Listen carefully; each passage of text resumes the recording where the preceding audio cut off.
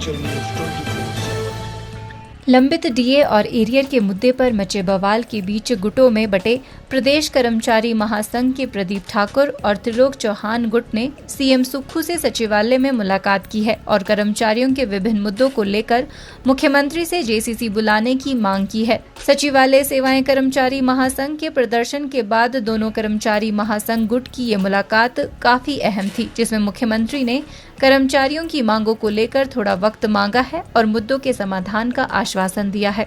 मुख्यमंत्री से मुलाकात के बाद कर्मचारी महासंघ के अध्यक्ष प्रदीप ठाकुर ने कहा कि मुख्यमंत्री से मिलकर कर्मचारियों के मुद्दों को लेकर चर्चा हुई, जिसमें कुछ मांगों को मुख्यमंत्री ने माना भी है। महासंघ ने खाली पदों में भर्ती, बिजली बोर्ड के कर्मचारियों को ओपीएस, एरियर और डीए की अदायगी, अनुबंध कर्मचारियों को साल में 2 बार नियमित करने, करुणामूलक को नौकरी सहित तमाम मुद्दों पर विस्तृत चर्चा हुई है। एरियर और डीए को लेकर मुख्यमंत्री ने कुछ समय मांगा है और 1 महीने बाद फिर से बैठक करने को कहा है। जेसीसी की बैठक को भी शीघ्र बुलाने की मुख्यमंत्री ने बात कही है। वहीं प्रदीप ठाकुर ने सचिवालय सेवाएं कर्मचारी महासंघ को समर्थन देते हुए कहा कि वे कर्मचारियों की मांगों को लेकर उनके साथ है, लेकिन भाषा की मर्यादा का सचिवालय सेवाएं कर्मचारी महासंघ को ख्याल रखना चाहिए। माननीय मुख्यमंत्री महोदय के साथ बैठक थी और इस बैठक के लिए हम 24 जुलाई से जो है लगातार प्रयास कर रहे थे, जिस दिन हमारी राज्य स्तरीय बैठक हुई थी। और उसके पश्चात जब 15 अगस्त के बाद थोड़ा जब डीए नहीं मिला या इस तरह के अलाउंसेस को लेकर जब बात हुई थी, उसके बाद भी हमने प्रयास किए कि 16 तारीख को भी हमने एक प्रेस नोट आप सबके माध्यम से रिलीज़ किया था और आप सबने उस न्यूज़ को जो है छापा भी था और मीडिया चैनलों में वो बात चली भी थी कि हम लगातार प्रयासरत थे कि कर्मचारी साथियों के जो लंबित मामले हैं, कर्मचारी साथियों की जो समस्याएं हैं, उनको कम से कम हम सरकार के समक्ष सही तरीके से रख सकें।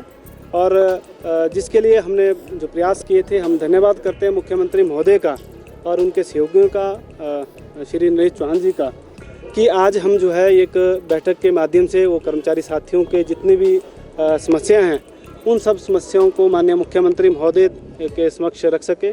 उनमें से कुछ समस्याएं जो थी उनका समाधान माननीय मुख्यमंत्री महोदय ने कर भी दिया। कुछ बातें ऐसी हैं जिसको मैं विस्तार पूर्वक आप सबके समक्ष रखूंगा और कुछ ऐसे विषय हैं जिसके लिए माननीय मुख्यमंत्री महोदय ने थोड़ा समय मांगा है। तो जैसे कि ये जो मुख्य हमारी मांगे थी, सबसे पहली मांग हमारी हमेशा यही रहती है कि विभागीय जितने भी पद खाली चल रहे हैं, उन सब पदों को जो है वो भरा जाए। माननीय मुख्यमंत्री महोदय ने कहा है कि इस संबंध में एक तो सेक्रेटरी महोदय को आदेश करे हैं कि इस विषय में जो है वो आगे बढ़ा जाए और एक प्रपोज़ल तैयार किया जाए। और हमें भी महासंघ को भी ये कहा है कि आप भी अपने स्तर पे जो है एक प्रपोज़ल तैयार करें और 1 महीने के बाद जो हम फिर से बैठक करेंगे और जितने भी खाली पद हैं इन सबको भरने की हम प्रक्रिया, वैसे भी हमारी प्रक्रिया चल रही है, लेकिन इसको हम और तेज़ करेंगे।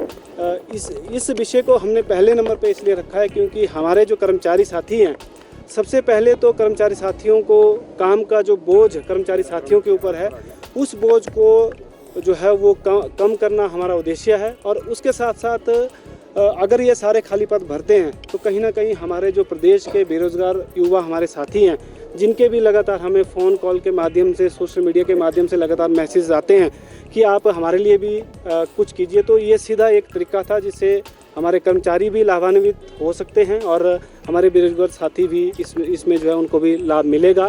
क्योंकि अगर पद भरे जाएंगे तो कहीं ना कहीं बेरोजगार साथियों को भी रोज़गार मिलेगा और वो भी हमारे साथ जो है सरकारी क्षेत्र में आ सकेंगे। अगला विषय था हमारा बिजली बोर्ड और जिला परिषद और कुछ हमारे साथी ओपीएस से छूटे। हमने ओपीएस के लिए लंबा एक संघर्ष किया था और हम धन्यवाद करते हैं माननीय मुख्यमंत्री महोदय के। माननीय मुख्यमंत्री महोदय ने बिल्कुल स्पष्ट रूप से आज फिर ये बात दोहराई है और उन्होंने कहा है कि ये जो ओपीएस है इसको हम जो है, जो हमारे बिजली बोर्ड और साथी हैं इनके लिए, क्योंकि अगर 1,30,000 के लिए हम ओपीएस दे सकते हैं तो ये जो 6,000 या 6,500 लोग छूटे हैं, इसके लिए हम बिल्कुल बड़ी जल्दी जो है उनको ओपीएस देने वाले हैं, जिसके लिए हम उनका धन्यवाद करते हैं। इसके बाद था अनुबंध में हमारे साथी ऐसे हैं जो अनुबंध के आधार पर जो हैं वो लगे थे। साल में 2 बार नियमितकरण के लिए जो है वो उनका नियमितकरण होता था वो जो कॉन्ट्रैक्ट पे जितने भी हमारे साथी थे वो साल में 2 बार रेगुलर होते थे। इस विषय को हमने प्रमुखता से इसलिए रखा क्योंकि अब ये डेट जो है बिल्कुल नज़दीक है। तो माननीय मुख्यमंत्री महोदय ने इस विषय के ऊपर गंभीरता से विचार किया और उन्होंने कहा कि इस विषय में जो है हम आगे बढ़ेंगे। और हमने ये भी कहा कि कम से कम आप 1 टाइम रिलैक्सेशन तो ज़रूर दीजिए और इस विषय में जो है कम से कम जितने भी हमारे जो 5-6 हज़ार या 4 हज़ार या 4,500 एग्जैक्ट आंकड़ा मेरे पास इसमें नहीं है, लेकिन इतने ही लगभग साथी है उनको जो कम से कम इस बार रेगुलर किया जाए। तो माननीय मुख्यमंत्री महोदय ने इस विषय को भी माना और कहा कि इस विषय में जो है हम आगे बढ़ेंगे और उनको रेगुलर करेंगे। अगला था जो आजकल बड़ा ज्वलंतम मुद्दा है हमारा डीए, हमारा एरियर और वेतन में जो त्रुटियां हैं। तो माननीय मुख्यमंत्री ने ये कहा कि जैसे कि मैंने पहले भी कहा था कि हमें 5-6 महीने का समय चाहिए, लेकिन हमने इस विषय में बिल्कुल स्पष्ट रूप से कहा कि 5-6 महीने बहुत ज़्यादा हैं, क्योंकि आप सब समझते हैं हमें 1 जनवरी 2023 से जो है वो डीए नहीं मिला है। हमने बिल्कुल स्पष्ट शब्दों में कहा कि हमें जो है डीए तुरंत प्रभाव से दिया जाए।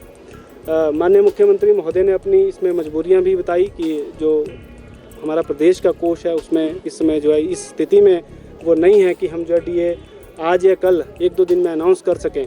लेकिन इस विषय में जो है मुख्यमंत्री महोदय ने कहा कि 1 महीने के अंदर फिर से हम बैठक करेंगे और आपका डीए जो है हम जल्द देंगे। और हमने ये भी कहा है कि कम से कम जो है दीपावली से पहले हमें किसी भी हाल में जो है वो डीए मिलना चाहिए और 1 महीने के अंदर फिर से हमारी जो है सरकार के साथ बैठक होगी और सरकार के अधिकारियों को भी निर्देश दिए गए हैं कि कैसे हम जो है डीए और एरियर जल्द दे सकते हैं, इस विषय में काम किया जाए। वहीं अराजपत्रित कर्मचारी महासंघ के त्रिलोक गुट ने भी मुख्यमंत्री से कर्मचारियों के मुद्दों को लेकर मुलाकात की और जेसीसी की बैठक बुलाए जाने की मांग सहित लंबित एरियर और डीए को जारी करने की मांग की।